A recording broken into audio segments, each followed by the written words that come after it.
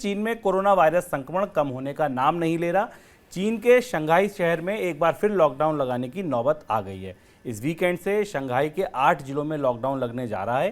जिन जिलों में लॉकडाउन लगेगा उनकी कुल आबादी करीब 1.5 करोड़ की है। लॉकडाउन के दौरान लगभग 30 लाख लोगों का कोरोना टेस्ट होगा। चीन को दुनिया की फैक्ट्री माना जाता है। अब चीन में जो माल बनता है वो दुनिया भर में निर्यात होता है। फैक्ट्री में ही जब संकट है तो इसका निश्चित तौर पर पूरी दुनिया पर असर पड़ेगा। सर, क्या मतलब है इस लॉकडाउन का, इस दोबारा आई मुसीबत का? शुभम, चीन की अर्थव्यवस्था पिछले लॉकडाउन से भी उबर नहीं पाई थी। ये बात तो स्पष्ट है, इसको हम मनी सेंट्रल में भी एक बार चर्चा कर चुके हैं कि चीन ने अपनी आर्थिक विकास दर के लिए जो 5.5% का टारगेट रखा था वो अब इस साल मिलना असंभव दिखाई दे रहा है, क्योंकि जो रिपीटेड लॉकडाउन आ रहे हैं अलग अलग प्रमुख आर्थिक इलाकों में, आर्थिक जोन में, उसका असर चीन की अपनी अर्थव्यवस्था पर दिखाई दे रहा है।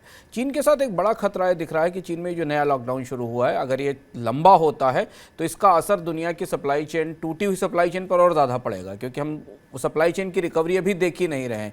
शूज़ के अपर से लेकर सेमीकंडक्टर तक हर छोटी छोटी चीज़ों की शॉर्टेज पूरी दुनिया के बाज़ारों में है। पर ज़्यादा बड़ी चिंता यह है कि चीन की अपनी अर्थव्यवस्था अगर धीमी पड़ी इसके बाद, हालांकि चीन की सरकार ने कोशिश बहुत सारी की हैं, ब्याज दरें कम की हैं, टैक्स कम किया है, लेकिन अगर चीन की अर्थव्यवस्था अपनी मौजूदा रफ्तार में और ज़्यादा धीमी पड़ी तो अंतर्राष्ट्रीय स्तर पर स्टैगफ्लेशन या मंदी के खतरे गहरा जाएंगे, जिस बात की संभावना अब दिखाई दे रही है।